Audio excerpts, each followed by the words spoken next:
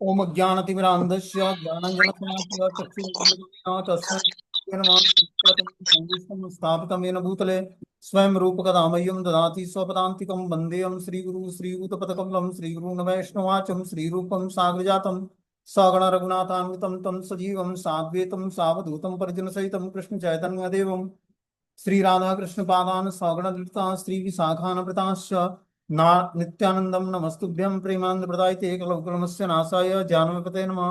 नमो महावदन्याय कृष्ण प्रेम प्रदायते कृष्णाय कृष्ण चैतन्य नामिने गौरत्य नमः। पंचतत्वात्मकं कृष्णं भक्त रूप स्वरूपं भक्तावतारं भक्ताख्यं नमामि भक्ति सत्यकं हे कृष्ण करुणा सिंधु दीनबंधु जगतपते गोपेश गोपिका कांत राधा कांत नमस्तुते तप्त कांचन गौरांगे श्री राधे वृंदावनेश्वरी ब्रह्मानुसुते देवी प्रणमामि हरिप्रिये वाञ्छाकल्पतरुभ्यश्च कृपा सिन्धुभ्यो च पतितानां पावनेभ्यो वैष्णवेभ्यो नमो नमः। जय श्री कृष्ण चैतन्य प्रभु नित्यानंद श्री अद्वैत गदाधर श्रीवासादि श्री गौर भक्त वृंद हरे कृष्ण कृष्ण कृष्ण हरे हरे हरे राम राम राम हरे हरे।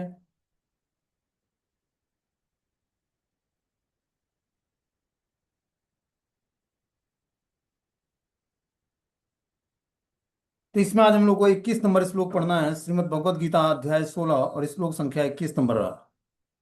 बोलते हैं त्रिविधम नरकस्य द्वारम नास्यत्य महात्मन काम क्रोधस्तथा लोभ तस्माद् त्रय त्यजेत। इस नरक के 3 द्वार हैं, काम क्रोध और लोभ। प्रत्येक बुद्धिमान व्यक्ति को चाहिए कि इन्हें त्याग दे, क्योंकि इनसे आत्मा का पतन होता है। तो 3 जो है नरक के द्वार बताए गए हैं, काम क्रोध और लोभ। और जो हमारे अंदर कामनाएं हैं, क्रोध है और लोभ है, लालच है, तो ये तीनों जो है नरक का द्वार खोल देंगे हमारे लिए। प्रत्येक बुद्धिमान व्यक्ति को चाहिए कि इन्हें त्याग दे, क्योंकि इससे आत्मा का पतन हो जाता है। और जो ये 3 चीजें हैं हमारे अंदर, तो धीरे धीरे आत्मा का पतन हो जाएगा व्यक्ति को। बोलते हैं यहाँ पर आसुरी जीवन आरंभ होने का वर्णन हुआ है। मनुष्य अपने काम को तुष्ट करना चाहता है, किंतु जब उसे पूरी तरह कर पाता है तो क्रोध तथा लोभ उत्पन्न होता है। जो बुद्धिमान मनुष्य आसुरी योनि में नहीं गिरना चाहता, उसे चाहिए कि वह इन 3 शत्रुओं का परित्याग कर दे, क्योंकि ये आत्मा का हनन इस हद तक कर देते हैं कि इस भव बंधन से मुक्ति की संभावना नहीं रह जाती है।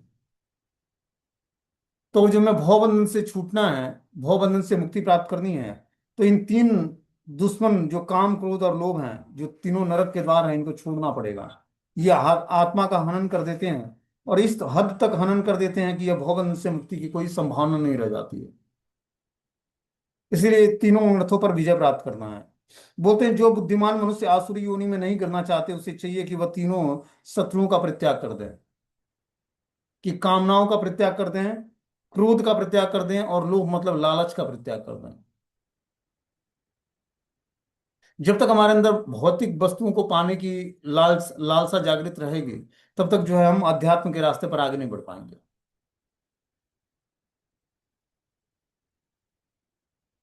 आगे बता रहे हैं, एते विमुक्ति कौन्तेय तमो द्वारे स्त्री भी नरः आचरयात्मन श्रियम ततो यान्ति पराम गति।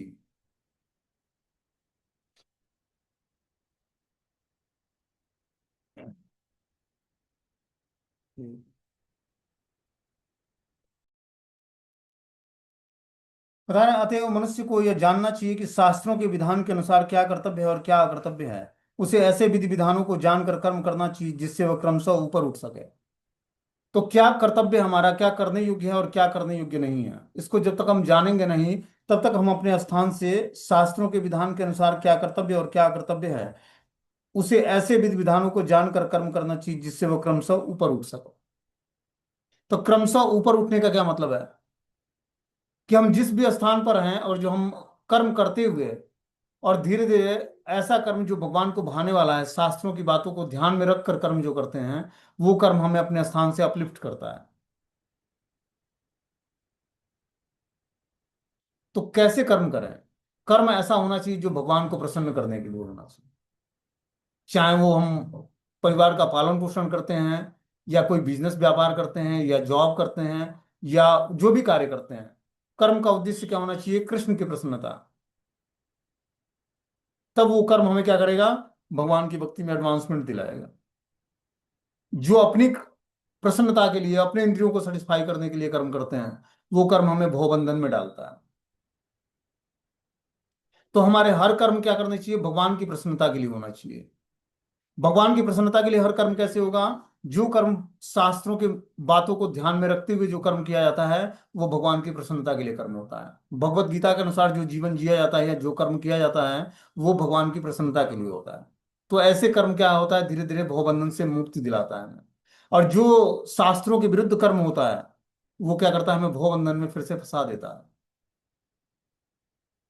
इसलिए अपने जीवन में हमें ऐसे कार्यों को क्या करना है? धीरे धीरे छोड़ना है, जो राजसी और तामसिक कर्म है, या राजसी या तामसिक व्यक्ति हैं।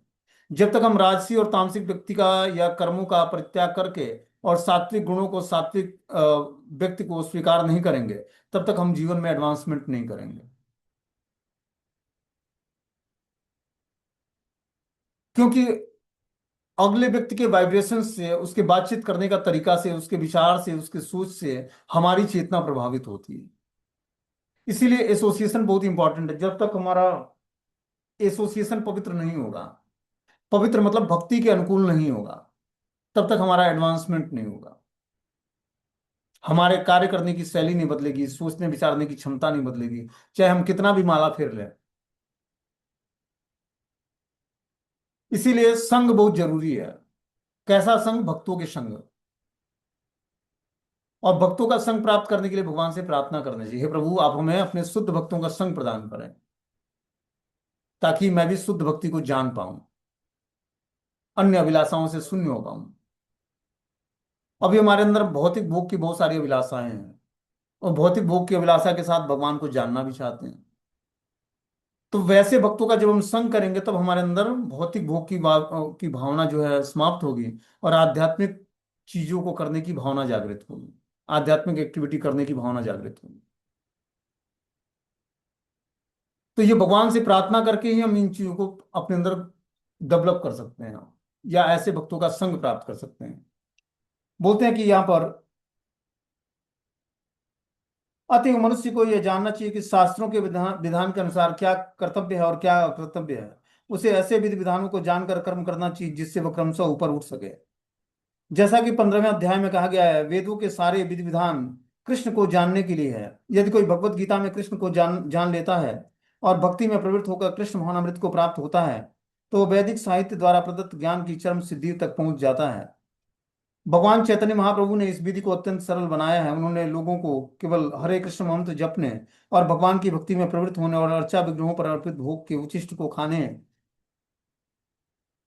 के लिए कहा है। जो व्यक्ति इस भक्ति कार्यों में संलग्न रहता है, उसे वैदिक साहित्य से अवगत और सार तत्व को प्राप्त हुआ माना जाता है।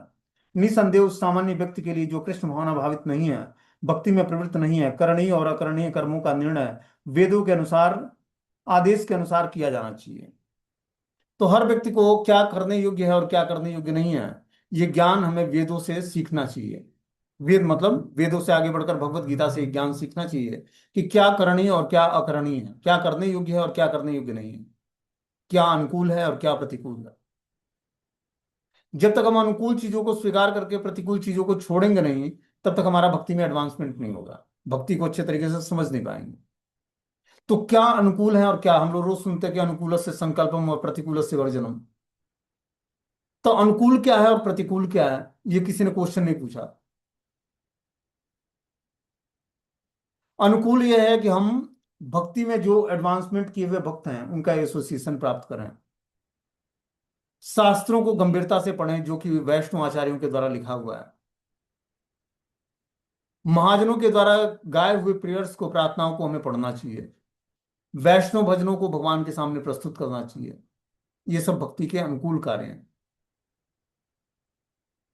भक्ति के प्रतिकूल कार्य क्या है कि हमें नॉन डिवोटी का एसोसिएशन बिल्कुल नहीं करना चाहिए, जो भक्त नहीं है। बिना भगवत भोग लगाए कुछ भी नहीं खाना है, कुछ भी नहीं पीना है, यहां तक कि श्वास भी हमारा भगवत स्मरण करते हुए अंदर जाना चाहिए। हर एक श्वास भगवान के नाम से जुड़ा होना चाहिए। इस प्रकार जब हम श्वास लेते हुए, जल पीते हुए, भोजन करते हुए भगवान का स्मरण करते हुए करेंगे, तब क्या होगा? हमारे पूरे शरीर का वाइब्रेशंस चेंज हो जाएगा। वाइब्रेशंस मतलब इसमें जो वाइब्रेशंस मतलब होता है कि, वाइब्रेशंस का हिंदी होता है, चलो जो भी होता हो, वाइब्रेशंस मतलब होता है कि आदमी के जो है सोच विचार की क्षमता, कार्य करने की शैली, उसके बात व्यवहार और सारी चीजों से वाइब्रेशंस निर्धारित होता है। जैसे घर में मान लो कि कोई झगड़ालू व्यक्ति है, झगड़ा करता रहता है या गाली देता रहता है, तो घर का वाइब्रेशंस दूषित हो जाता है उससे। घर की जो जो एटमॉस्फेयर है, वातावरण है, उससे क्या होता है, प्रभावित होता है। उस घर में जाने पर जो है अच्छा नहीं लगेगा। लेकिन वही घर में कथा कीर्तन होता है, शंख बजता है, दीप जलता है, भगवान की आरती होती है, पूजा होता है, तो उस घर का वाइब्रेशंस पवित्र रहता है। उसी तरह शरीर का भी अपना वाइब्रेशंस है। शरीर का वाइब्रेशंस तब शुद्ध होता है जब हम शरीर से भगवान की सेवा करते हैं, मन और बुद्धि को भगवान की सेवा में लगा, तब हमारा वाइब्रेशन शुद्ध होता है। हमारे कार्य करने की क्षमता, सोचने विचारने की क्षमता, सब कुछ धीरे धीरे पवित्र हो जाता है। आगे इसमें बता रहे हैं कि जो है, इसी को शास्त्रों के नियमों का पालन करना कहा जाता है। शास्त्रों में वे चार मुख्य दोष नहीं पाए जाते जो बद्ध जीव में होते हैं, अर्थात अपूर्ण इंद्रियां, कपटता, त्रुटि करना और मोहग्रस्त होना। इन चार दोषों के कारण बद्ध जीव विधि विधान बनाने में अयोग्य होता है।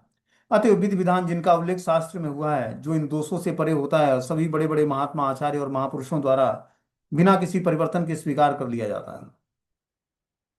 कि चार प्रकार के दोषों के कारण हम बद्ध अवस्था में होते हैं, कि हम गलतियां करते हैं, मोहग्रस्त होते हैं, अपूर्ण इंद्रियां होती हैं और कपटता पूर्वक व्यवहार करते हैं। बोलते कुछ और हैं, होता कुछ और है। और धीरे धीरे ये हमारे रूटीन में आ जाता है, झूठ बोलना या कपटपूर्ण व्यवहार करना, ये हमारे रूटीन में आ जाता है। और फिर हम, मतलब बहुत ही ऑर्डिनरी हो जाता है कि हम झूठ बोलते हैं, मतलब नॉर्मल बात हो जाती है। और सबके साथ हम बोलते हैं, चाहे वो आध्यात्मिक व्यक्ति हो या भौतिक व्यक्ति हो। तो हमें इस आदतों को छुड़ाना है अपने से, इस आदतों को शुद्ध करना है कि हम किसी से झूठ ना बोले या कपटपूर्ण पूर्ण व्यवहार ना करें, या इस तरह का कोई आचरण न करें जो दूसरे को नुकसान पहुंचाता हो या दूसरे को अच्छा ना लगता हो। जो अपने को अच्छा नहीं लगता, वो दूसरे को भी अच्छा नहीं लगता, ये समझते हुए में हमें ऐसे कर्म करने चाहिए जो अपने को अच्छा लगे, ये समझते हुए कि दूसरे को भी अच्छा लगेगा। जो कर्म अपने को अच्छा नहीं लगता, वैसे कर्म दूसरे को भी अच्छा नहीं लगेगा, इसको हमें मानना पड़ेगा। और ऐसे कर्म नहीं करना पड़ेगा जो अपने को नहीं भाता है, वो दूसरे को भी नहीं भाएगा। बोलते हैं भारत में आध्यात्मिक विद्या के कई दल हैं जिन्हें प्रायः दो श्रेणियों में रखा जाता है, निराकारवादी और साकारवादी। दोनों ही दल वेदों के नियमों के अनुसार अपना जीवन बिताते हैं। शास्त्रों के नियमों का पालन किए बिना कोई सिद्धि प्राप्त नहीं कर सकता। अतएव जो शास्त्रों के तात्पर्य को वास्तव में समझता है, वो भाग्यशाली माना जाता है। तो हमें शास्त्रों की बातों को ध्यान में रखते हुए क्या करना पड़ेगा, सिद्धि के लिए प्रयास करना पड़ेगा। और जब शास्त्रों की बातों को ध्यान में रखकर नहीं करेंगे, तो हमें न सिद्धि न परम गति, न सिद्धि प्राप्त होगी न परम गति प्राप्त होगी। मानव समाज में समस्त पतनों का मुख्य कारण भागवत विद्या के नियमों के प्रति द्वेष है। यह मानव जीवन का सर्वोच्च अपराध है। अतएव भगवान की भौतिक शक्ति तथा माया त्रय तापों के रूप में हमें सदैव कष्ट देती रहती है। यह भौतिक शक्ति प्रकृति के तीन गुणों से बनी है। इसके पूर्व की भगवान के ज्ञान का मार्ग खुले मनुष्य को कम से कम सतोगुण तक ऊपर उठना चाहिए। सतोगुण तक उठे बिना वह तमोगुण और रजोगुण में रहता है, जो आसुरी जीवन के कारण रूप है। रजो तथा तमोगुणी व्यक्ति शास्त्रों, पवित्र मनुष्यों और भगवान के समुचित ज्ञान की खिल्ली उड़ाते हैं।